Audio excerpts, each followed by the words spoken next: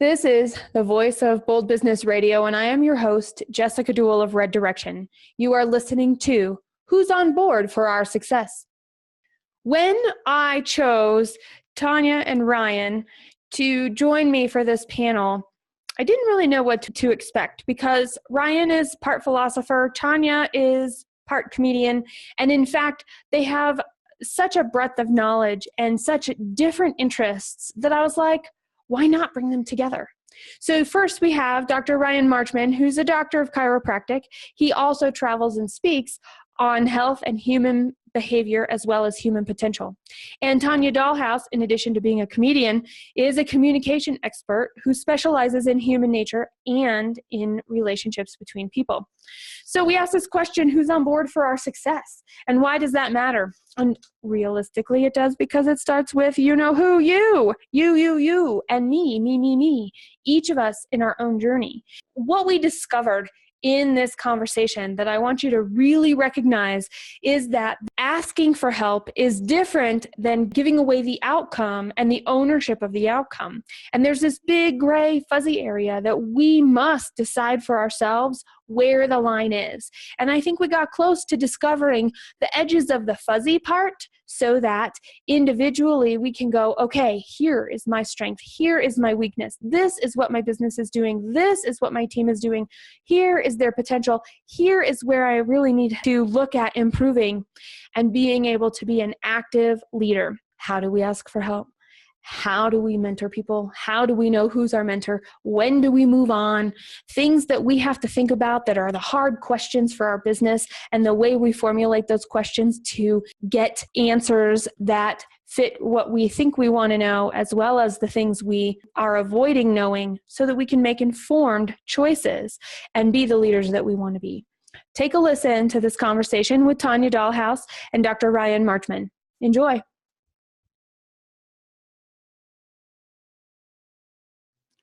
You are listening to the voice of Bold Business Radio. This is Jessica Dewell, your host of Red Direction. This program is called Who's on Board for Our Success?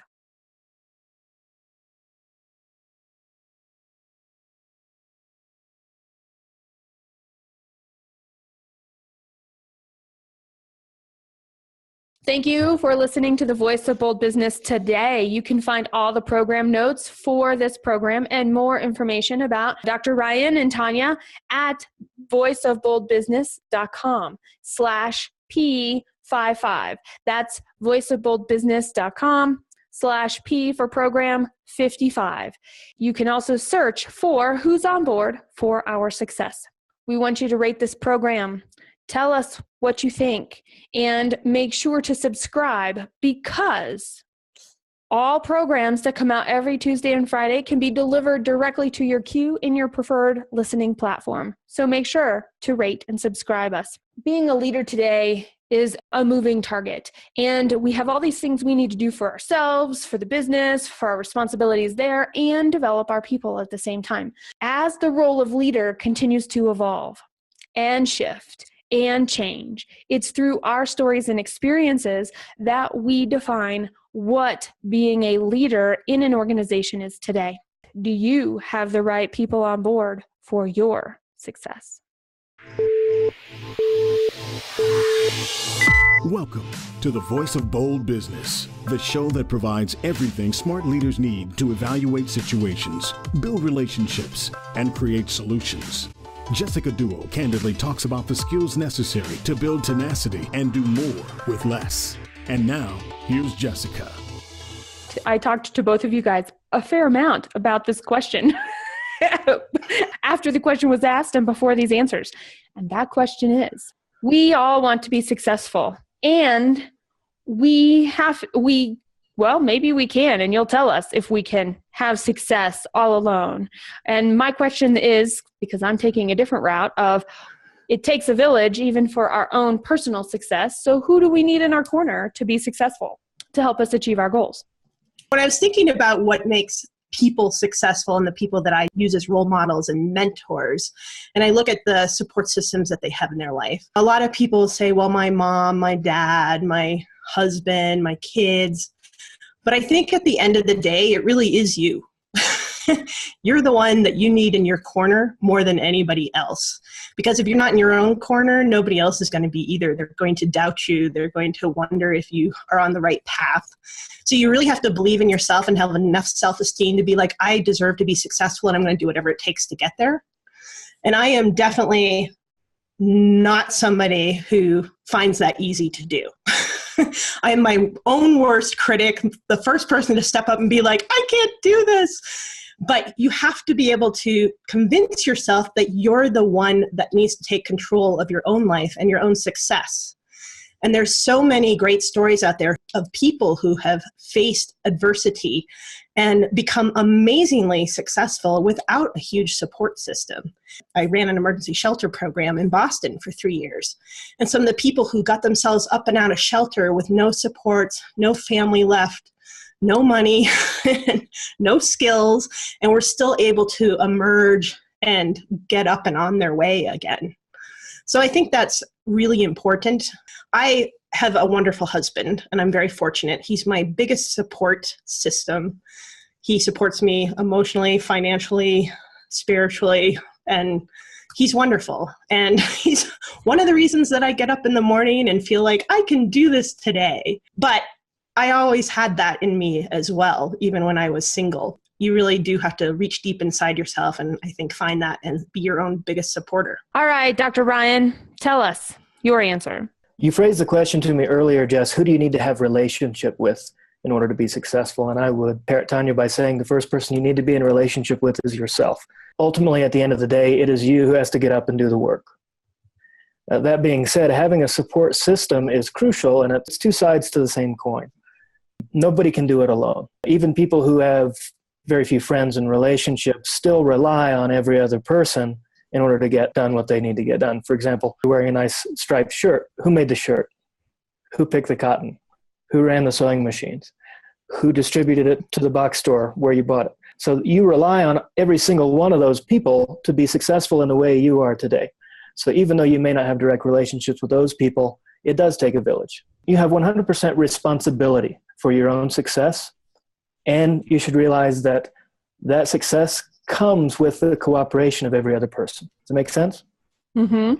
So in building your team, you have certain strengths. Other people have different strengths. And if you can capitalize on the things that are not important to you by recruiting team members for whom that activity is important to them, you're going to have a much stronger support structure than you would if you just try and develop relationships with just friends or try to do everything on your own or something like that. One thing that you both alluded to, it starts with us.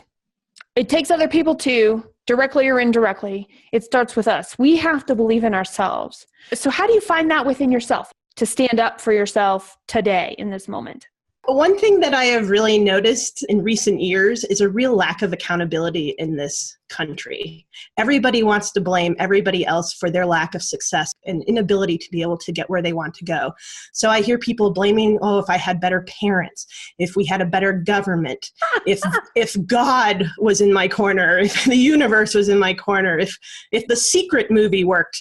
I mean, everybody wants to, I'm sitting on the sofa thinking what I want from the universe and nothing is happening. Well, you got to get off the sofa at some point to make something happen. People need to take account for themselves again. I came across this really interesting story recently about Jack Johnson. I don't know if you've heard of him. Ryan, are you a boxing person? Yeah. Are you familiar with Jack Johnson? I am, yeah. So he was the first heavyweight, and you can correct me if I'm wrong, heavyweight African-American champion in the United States. And he was the son of slaves. And he got into boxing. He had absolutely no money. He was dirt poor. He had nobody in his corner to support him.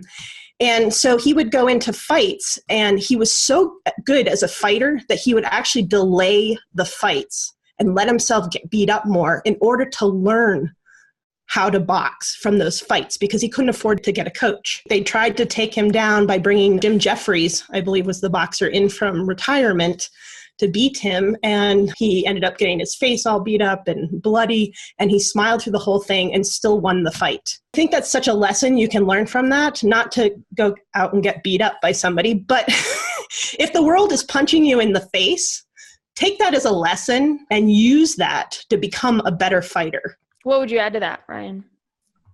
I would argue actually that all of the fighters that he faced, all of his opponents who gave him the valuable lessons that he needed to become a better boxer, were his support system. They may not have been his friends or family, but he could not have learned those lessons without the opponent standing in his way. Whether somebody does something to you that you perceive as good or perceive as bad, it doesn't really matter. They're still part of the support structure that allows your success to be successful. And that's a great optimistic way of looking at that too. Optimism is a one-sided view. I'm looking at this is neither good nor bad. It's neither optimistic nor pessimistic. It's the realist way that you can observe a situation by saying, yes, I got beat up and it hurt. That was a bad part. And I learned a lesson. That was a good part. They're always good and bad in balance. I'm the leader of a Girl Scout troop, and these girls are in middle school. And they're at that stage. It's very awkward. There's some social things going on. They're trying to figure out who they are. It's that next place where they're separating from their parents and trying to find their own identity. Yet they're not quite sure of it. One of the things that I'm asking them to do is to show up. Each of them has these things that they're a little bit afraid of. It's up to them to show up. Like tonight, we're actually going to be teaching some brownies about the air we breathe and the importance of air and keeping it clean for a project that they're doing. I've asked each one of them to take on a section and do a presentation. Each one of them has a different fear around that, and each one of them knows that they can reach out to me with any questions they have in addition to their parents. And it's really interesting because none of them have reached out to me. I totally get where you're coming from, and it is super important to learn how to ask. We live in a very individualistic society, and if we grow up in a way where we perceive more challenge than support, we may become kind of independent and precocious. And then we come into adult life, and we forget that there are people available for us like a scoutmaster or a teacher who cares dearly about us. The most influential people to me in my childhood were complete strangers who had a word of wisdom or kindness for me. But still, I even have trouble asking for help sometimes. Part of it is humbling yourself before the organization of the universe and understanding that you are not so important that you have to make the impact by yourself. And the fear that the person will reject you if you ask them for help, or the fear that they will think less of you by admitting your weakness. So those are the three major obstacles people have when it comes to asking for help and getting support from those people around them. I think that putting ego aside in order to ask is a really hard thing for people, as well as knowing who to ask. I have come from a very German family. For those of you who are German, you know that means very critical family. A lot of times asking for help is like, well, why would you need to do that? Or something that would make me feel like I'm not going to be able to be successful with the path that I'm taking. So it's making sure you're asking the right people who can help you and are willing to help you and also see your success the same way that you see it. That's really juicy because I think we end up getting the fears that Ryan was talking about from the fact that we only have what's modeled to us as we're growing up into the world and or what's not modeled to us. So we have no idea what we don't know as we're going out there. The strangers that were the kind words, Ryan, do you look back and see them as being influential and giving help, or did you know it at the time? Oh, I knew it at the time, but it did teach me the value of help from other people, even if you don't know who they are. Right. And I would add to that, though, that you were open to receiving, even though you didn't know you needed to ask in the first place. As an adult, being self-sufficient and then asking for help from other people, it's been a process of learning. Fortunately, I've been able to seek out mentors who were able to teach me what I wanted to learn, but then also develop a personal relationship with them so that I can ask for help when I need it, personal advice or something like that. You know, it's very difficult to ask for money, for example. If your business needs money and you have to go around and ask all of your friends and family for a donation, that can be very disheartening. Being a chiropractor, people mostly come in to see me for pain, even though I do much more than treat people's pain. It's usually what drives them in.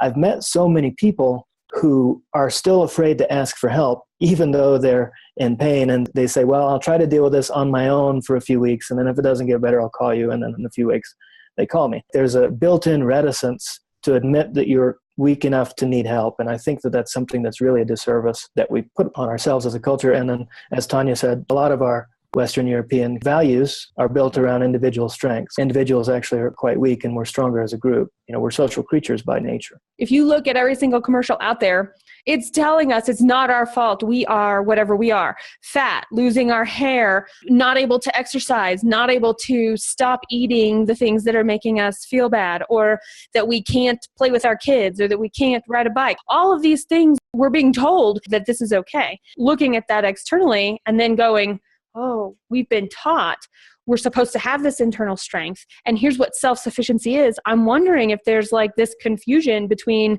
being shown what to do and what accountable actually means, and this concept of accountability that we just readily hand it away.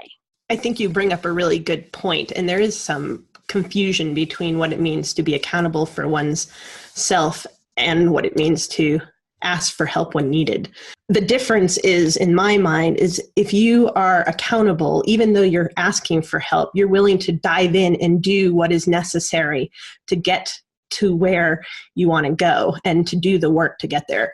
If you are placing accountability on somebody else, you're telling them, here's what I need, and I'm going to let you do it all for me. Because I don't need to be responsible, because you're now responsible for my problem. And that's where the problem lies in this country. It's everybody else's fault that I'm now living in shelter. It's everybody else's fault that I couldn't get a job. There's no movement toward trying to get out of shelter, or there's no movement toward applying. I hear people all the time like, well, I can't find any job. I'm like, well, how many resumes did you send out this week? Well, I haven't sent out any resumes because there's no jobs out there for me. Well, guess what? If you don't do anything, you don't send out your resume, you're never going to get a job. It doesn't just fall into your lap. It's not going to come walking through your door. That's out there. I hear that all the time. It's amazing to me that people don't feel like they have to be a part of their success. I completely agree with you there. It's about personal accountability. You mentioned the movie The Secret earlier, and the number one problem with The Secret is that the authors of the movie forgot to add that point in, that you can develop the psyche necessary to allow positive things into your life, but if you don't go and get them, coins don't mine gold out of the mountains and mint themselves and roll down the street into your pocket. I wish they did. we still wish that they did. You probably have heard this story before. There's a fellow, he prays to God every night, God, please let me win the lottery. If I win the lottery, I'll be happy. Please let me win the lottery. So several nights in a row, please God, let me win the lottery. And one day God speaks back to him and he says, well, meet me halfway and buy a ticket. I'm wondering if we can get to some tips of how to ask and feel like we're not giving away control. I don't know how to go mow my lawn, and I go to my husband and say, can you mow the lawn because I don't know how to mow it? That's a lot different than me saying, can you show me how to start the lawnmower so I can go mow my lawn? And so it's getting that help to learn to do something to be self-sufficient. It's like teaching a person to fish so that they can feed themselves. So now you're bringing in personal accountability, and you're actually retaking a question and an issue that you're facing, could be facing, and okay, what am I going to do about it? Do I want to hand it off and hope the other person does it? Or do I want to learn how to do this because it helps me move forward to whatever I'm working toward? I think it's asking for help in a way that allows you to help yourself and to learn how to do what it is that you need to do to go on the right path. It was always really hard for me to ask for help. I'm not somebody who asks for help easily. I became a manager, and I managed a huge team of people, 14 case managers when I was running the shelter. And I thought I was able to do everything. And then the shelter continued to grow, and we ended up with 150 families and growing in shelter.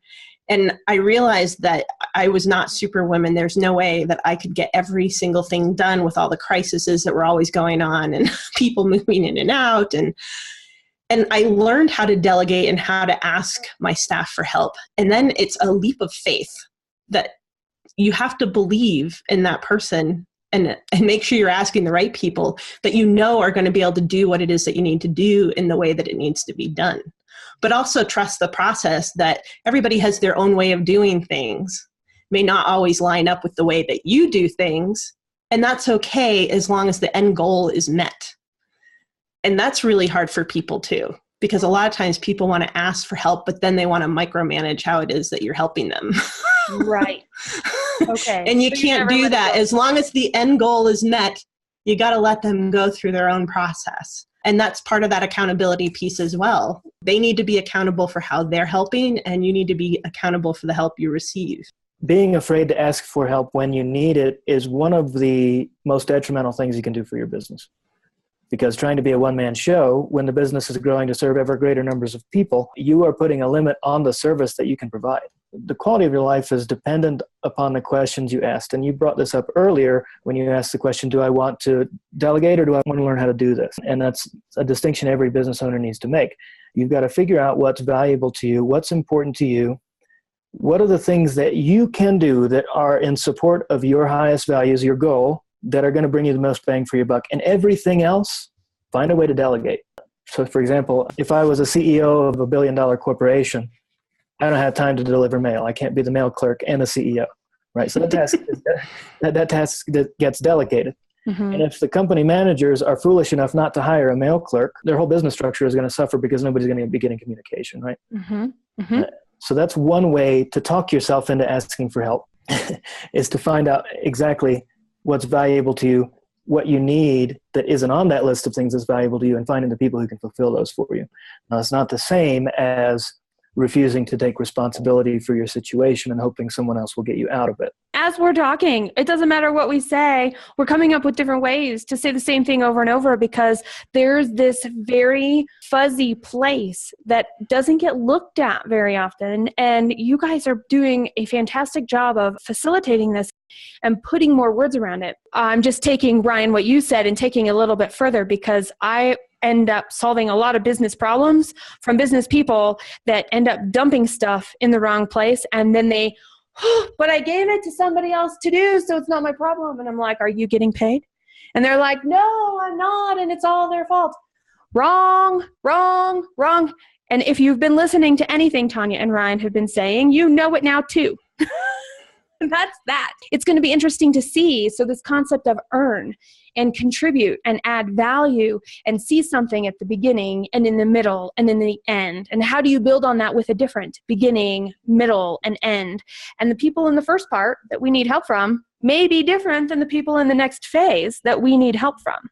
So are there tips that you guys have or an experience or a story where you grew out of somebody's guidance? Maybe you had this informal mentor, somebody that was able to guide you to get you this stuff that you wanted to learn so that you could go achieve and conquer the world. And then all of a sudden they ran out of things to teach you. What does that look like? How does it feel? And what did you do about it? I have had several mentors in my lifetime, and I've outgrown each of them. And it's been a process that was very natural for me. I started out, like I mentioned before, I was a fighter. I was a martial artist. I had a long career in that. And so I had various mentors teaching me martial arts. Eventually, it would come to the point where their expression of that art was theirs, and mine needed to be mine. They taught me how to become an artist by copying them, by emulating them. But then once you're an artist, you're responsible for creating art, whatever form that takes for you. As a teacher, I've had mentors who I emulated, taught me how to teach, taught me the subject matter, and so on and so forth. And it's the same thing. At first, I taught what they taught. And as I grew into my role, I started teaching what I teach. It wasn't a matter of permission. Fortunately, in this case, some cases it is. And then teacher and student have a fight, and then they wind up parting ways. It was just a matter of growth for me. I just outgrew what they had taught me, and it's time for me to make something new. And as a chiropractor, I've had a couple of great mentors in chiropractic who taught me how to adjust, how to run an office, how to interact with patients. And what I'm doing here at the Adjustatorium is different from what any other chiropractor has done. So I've had to make break with some of my mentors, still friends, but understand that all the things that they have to teach me that are valuable, skills that they had that I didn't, I'm immensely grateful. But this is my business. They're not responsible for running it, and they're not collecting the paychecks or paying the bills.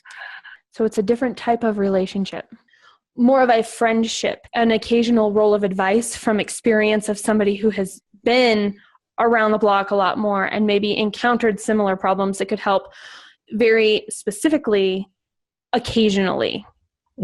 Yes, and that's exactly the relationship I have with my mentor, Dr. Arnaud Bernier. I mention him from time to time in my talks, so you'll probably hear him come up again. He started out as my teacher. I was taking his seminar. He didn't know me from any of the rest of the students. But over time, we developed a mentorship relationship, and now I teach at his seminars. And then our mentorship relationship has transitioned into a friendship. So now I no longer do things the way that he teaches necessarily. I do the way things that I do them. We're still in contact. I just called him yesterday, in fact, because I did need a piece of advice. A situation came up which I had not encountered before. and he could give me some guidance on it. And that's all it is guidance. If you have a true mentorship relationship, they can offer you guidance without expecting you to do the thing that they would do. To educate means to bring from within. It's different from the word to teach. A good mentor, a good educator, they can give you the benefit of their experience while realizing that your solution may be unique.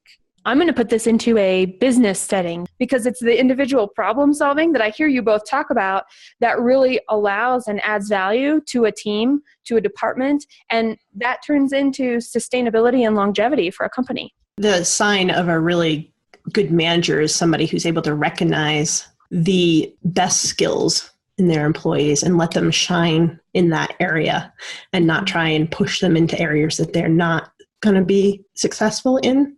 That's also part of teaching the accountability piece. The majority of my case managers were millennials. They were young, 20-somethings. It was their first job out of college. A lot of them had never had to have any responsibilities of that magnitude, especially when you're working with homeless families. It's a lot of responsibility to take on because you're really managing people. Mm-hmm. And so trying to pull out those skills that they had and get them to shine in them and believe in them and let them stumble along and make those mistakes and then help them through those mistakes and not judge them on those, I think is such a key to being a really successful and strong manager. And then you get the best out of your people. I'm proud to say that my team was known as the team with the most morale in our and everybody wanted to model their teams after my team because we had 14 people that came together as a team, really support each other, really worked together to make sure their skills were shining in the areas that they were going in. And it worked out really well. But it took me I was not always that manager. It took me a long time to get there. I started out as the manager who was autocratic and was like, you're going to do this. And then I realized this doesn't work for me. It's not even my personality, but it was what I was trying to model after, because that was my experience growing up. And then I had to change and kind of become this other type of more democratic manager to get the best out of my staff. What does confidence look like and where does it come from, in your opinions? Remember, I said a few minutes ago, the quality of your life is determined by the questions that you ask.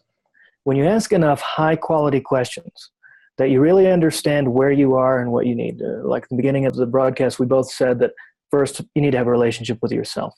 When you have that relationship, you understand yourself. The Oracle at Delphi said, know thyself, love thyself, be thyself. Those are the three ingredients, right?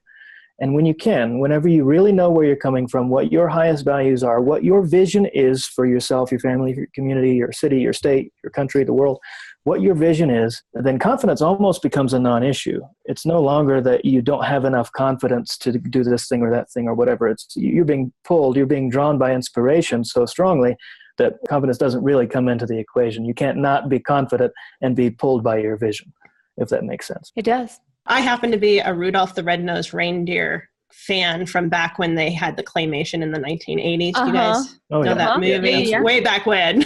Love it. Every time that I'm not feeling confident, I hear that song in my head, put one foot in front of the other and soon you'll be. You remember that? Yeah. And they got the abdominal snowman guy to like walk and then his confidence grew and he kept walking and then he was able to leave the snowy mountainside or whatever. And I think it's silly, but that's such a great lesson because the more steps you take and you have steps that are successful, the more your confidence grows. And if you fall down, you just got to get back up again and take another step. And then your confidence will continue to grow the more you have those successful steps. And it's okay to stumble along the way. It's okay to stumble. Be clumsy. Get punched in the face like Jack Johnson. One of the reasons people are not confident is because they're afraid they won't succeed. Letting go of that fear is an important part. Like you said, just take another step, just get up and, if you fall down, of course you're going to fail. Of course you're going to fall down. And of course you're still alive. You have to keep going, right? So you may as well make the best of it. You can't control whether or not you're going to succeed anyway. It's an illusion. It's a delusion, actually. You're delusional if you think you can control whether or not you succeed. You can control your efforts. You can't necessarily control the outcome. If you know that you're going to do your best regardless of the outcome, then you no longer have a reason not to be unconfident because it comes from a fear of not succeeding. Well, if success, is out of your control, then just do the best you can. That's the best way to build confidence, one step at a time. You need to find the people in your life that are going to be your cheerleaders and are going to constantly reward you for taking those steps, no matter if you fail, and be like, you can do this, you're able to do this. And it's not just the outside people, but the people inside your head as well. We all have multiple personalities, even though we don't like to admit it. It's that little person in your head that one person's telling you, you're always going to be a loser, you're never going to be able to win, or not going to be able to get your business up and running. What you need is the other person who's whatever character you decide it's going to be, your little Aunt Mabel or your basketball coach going, come on, Tonya, get back up and get going. You're going to go for the hoop and you're going to make it this time. Work on your inner voice as well as the outer voices that you surround yourself with. And let's move into why this is bold.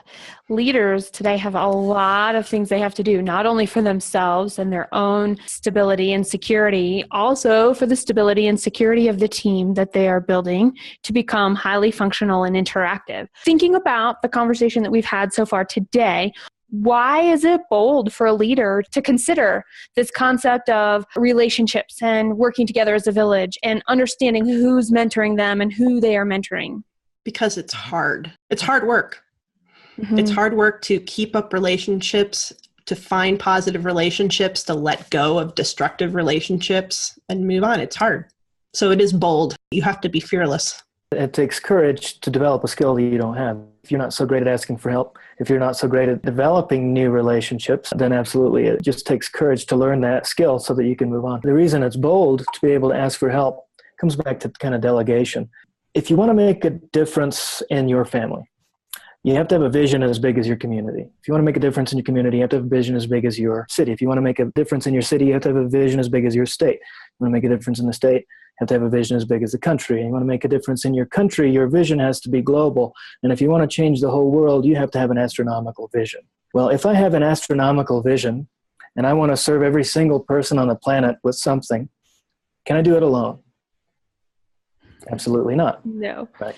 It's bold because if I'm going to make bold changes in the world, I have to have help. There's no other way. There are going to be other people who can do things that I can't do. That's what it takes to have an organization or business serving ever greater numbers of people, change the world or change your city or however big your vision goes. You need help. You always do. And if nothing else, you need customers, and those are your support system. Thank you for listening to the Voice of Bold Business today. You can find all the program notes for this program and more information about Dr. Ryan and Tonya at voiceofboldbusiness.com/P55. That's voiceofboldbusiness.com/P for program 55. You can also search for Who's on Board for Our Success. We want you to rate this program. Tell us what you think and make sure to subscribe, because all programs that come out every Tuesday and Friday can be delivered directly to your queue in your preferred listening platform. So make sure to rate and subscribe us. Being a leader today is a moving target, and we have all these things we need to do for ourselves, for the business, for our responsibilities there, and develop our people at the same time. As the role of leader continues to evolve and shift and change, it's through our stories and experiences that we define what being a leader in an organization is today. Do you have the right people on board for your success? Subscribe at thevoiceofboldbusiness.com and get more information, program notes, and past episodes. Bold leaders approach each situation and focus on action to achieve a higher level of leadership. Jessica Dewell, your business advocate, is the host of the Voice of Bold Business Radio. Thank you for joining us.